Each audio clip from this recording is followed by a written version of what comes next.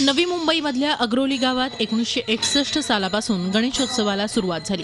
सर्वांनी एकत्र येऊन कमी खर्चात एक दिलानं उत्सव साजरा करावा यासाठी कॉम्रेड भाऊ सखाराम पाटील आणि कॉम्रेड कृष्णा खोपकर यांनी सर्व ग्रामस्थांना एकत्र आणून हा उत्सव सुरू केला।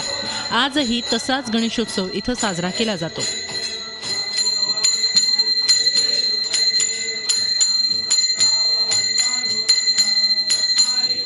कॉम्रेड भाऊ सखाराम पाटील आणि खोपकर पाटील यांनी एक संकल्पना उभारून हे लोकांची एक मीटिंग घेतली आणि 1961 साली या अग्रोली गावाची एक स्थापना केली आणि आज या गणपतीला 56 वर्ष पूर्ण होत आहेत। आणि आज मला एवढा आनंद होत आहे की संपूर्ण गाव एकत्रित येऊन हे गणेशोत्सव मोठ्या उत्साहाने साजरा करतात। अतिशय कमी खर्चात, अनाठायी खर्च न करता कमीत कमी खर्चामध्ये हा सण आम्ही साजरा करतो।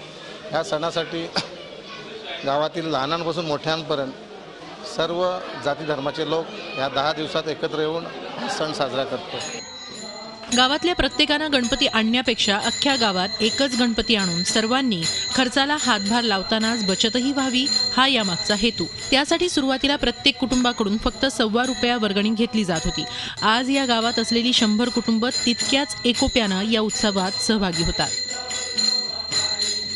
इथे सतत 10 दिवस पारंपरिक नृत्य, सांस्कृतिक कार्यक्रम, खेळ अतिशय खेळीमेळीचे वातावरणात इथे सादर केलं जातं। इथे जरी आम्ही वेगवेगळे पक्षीय लोक असलो तरीही 10 दिवस सर्व पक्षीय लोक आणि सर्व नातेवाईक आम्ही एकत्र येऊन हा सण साजरा करतो। गणपती नवसाला पावणाचा आहे, सर्वांना नवस केल्याने पावतो आणि सर्व महिला आम्ही आणि सर्व मुलं पुरुष सगळं एकत्र येऊन एक गाव एक गणपती।